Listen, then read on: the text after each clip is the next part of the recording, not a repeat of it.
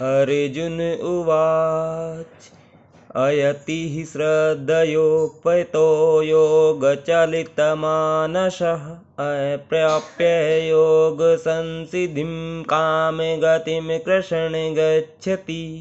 अर्थात अर्जुन ने कहा, हे कृष्ण, उस असफल योगी की गति क्या है जो प्रारंभ में श्रद्धापूर्वक आत्म साक्षात्कार की विधि ग्रहण करता है, किंतु बाद में भौतिकता के कारण उससे विचलित हो जाता है और योग सिद्धि को प्राप्त नहीं कर पाता।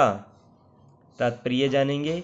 भगवत गीता में आत्म साक्षात्कार या योग मार्ग का वर्णन है।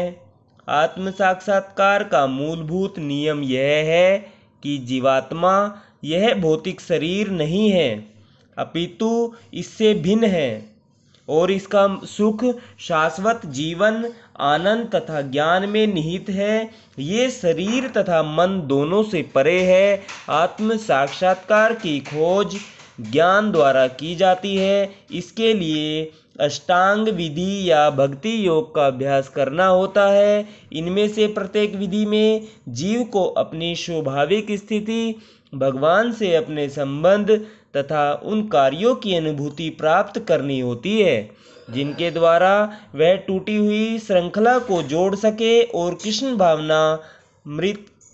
भावनामृत को की सर्वोच्च सिद्ध अवस्था प्राप्त कर सके। इन तीनों विधियों में से किसी एक का भी पालन करके मनुष्य देर सवेर अपने चरम लक्ष्य को प्राप्त होता है। भगवान ने द्वितीय अध्याय में इस पर बल दिया है कि दिव्य मार्ग में थोड़े से प्रयास से भी मोक्ष की महती आशा है। इन तीनों में से इस युग के लिए भक्ति योग विशेष रूप से उपयुक्त है, क्योंकि इस साक्षात्कार की यह श्रेष्ठतम प्रत्यक्ष विधि है।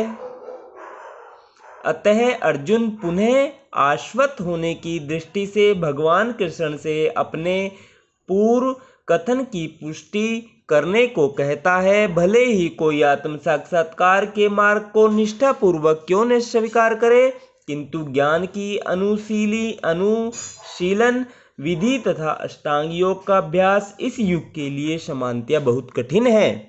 अतः निरंतर प्रयास होने पर भी मनुष्य अनेक कारणों से असफल हो सकता है।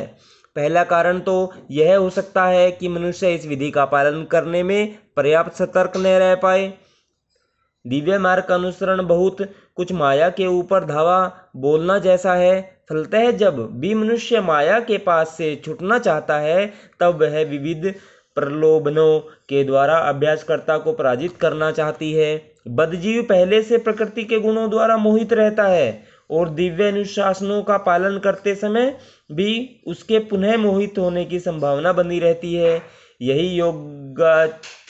यही योगाचलित मानस अर्थात दिव्य पथ से विचलन कहलाता है। अर्जुन आत्म साक्षात्कार के मार्ग से विचलन के प्रभाव के संबंध में जिज्ञासा करता है।